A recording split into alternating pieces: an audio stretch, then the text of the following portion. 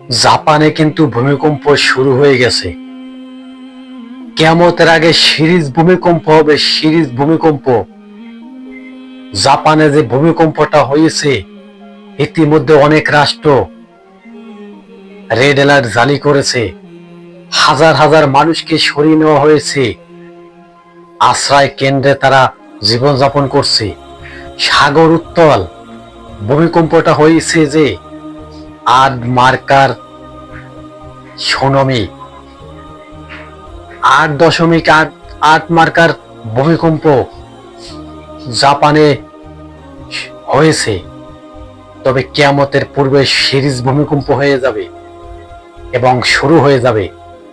আগে আমরা দেখছি বছরের পর পর ভূমিকম্প হয়েছে, কিন্তু সিরিজ ভূমিকম্প যেটা শুরু হবে সেটা কোনো নির্দিষ্ট কোনো টাইম দেওয়া থাকবে না। সিরিজ ভূমিকম্প একের পর এক শুরু হয়ে যাবে। জাপানের ভিতরে ভূমিকম্প হওয়ার কারণে সাগর উত্তাল। সাগরের ভিতরে বিশাল পাহাড়ের মতো ঢেউ ছুটছে এবং মানুষ আশ্রয় কেন্দ্রে তারা জীবনযাপন করছে।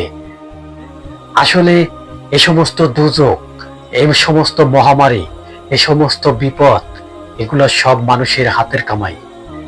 নবীজি সাল্লাল্লাহু আলাইহি ওয়াসাল্লাম 1400 বছর আগে বলেছিল কিয়ামতের পূর্বে সিরিজ ভূমিকম্প শুরু হয়ে যাবে।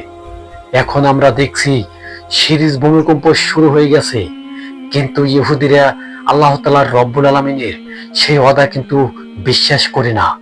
তারা মনে করে এটি কোনো প্লেটের কারণে হয়েছে, কিন্তু প্লেটের কারণে হয়েছে এটি সত্য, কিন্তু সিরিজ ভূমিকম্প কিন্তু আল্লাহ তাআলা রব্বুল আলামিন শুরু করে দিয়েছে।